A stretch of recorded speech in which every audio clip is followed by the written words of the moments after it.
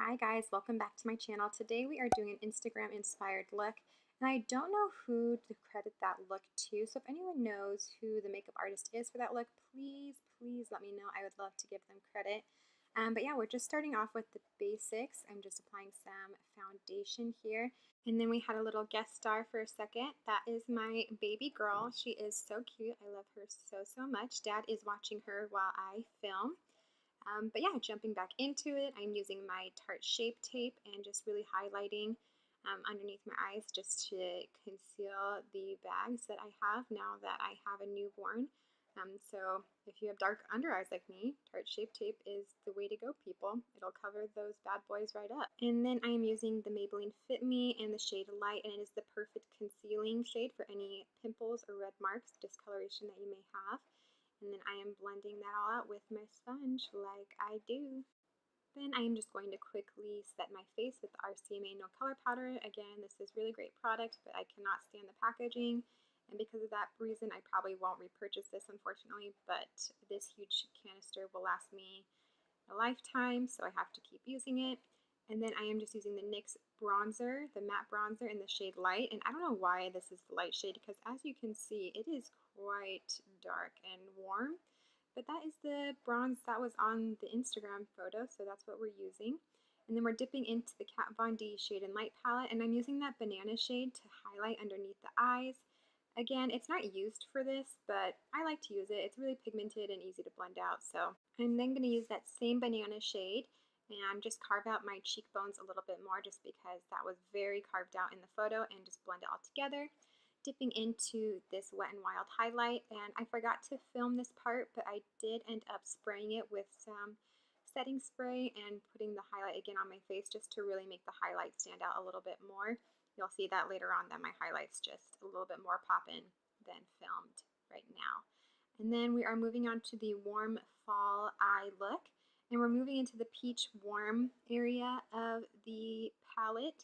And I am just putting that all over the crease of my lid, really blowing it out. I'm concentrating a lot of the eyeshadow, flicking it out towards the outer corner, I guess you could say, kind of creating a V shape for my eyes. And I'm going to the next darkest shade and just putting that right underneath the transition shade that I put down previously. And then I'm working into the next darkest shade and concentrating that in the outer corner of my eye. And again, still trying to make that outer V shape. I'm moving into the black just to deepen up the outer corner even more with a pointer brush, just to really pack on the pigment, as you can see, and blending it out. And you can keep doing the step over and over again until you get the desired deepness that you desire. And then I'm moving into the Anastasia highlighting palette. I really do like these colors, but they're a little bit too glittery for my face, so I actually really love to use these for eyeshadow. And I love to use my finger and just pat on the eyeshadow, well, highlight as eyeshadow. And I'm using the white highlighter for inner corner and brow bone highlight, as you can see here.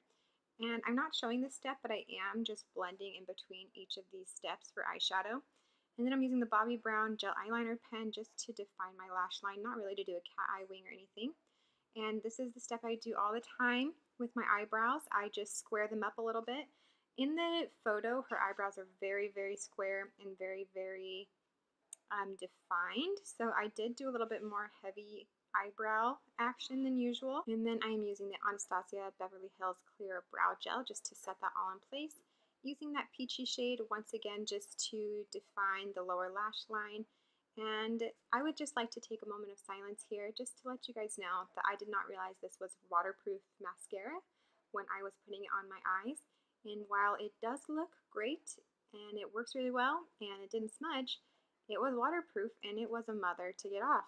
And lastly, we are moving on to lips. I didn't have anything as taupey brown as the model's lips right there, but I attempted. So I'm just lining my lips with this brown lip liner. And then I am using the NYX lip cream in London.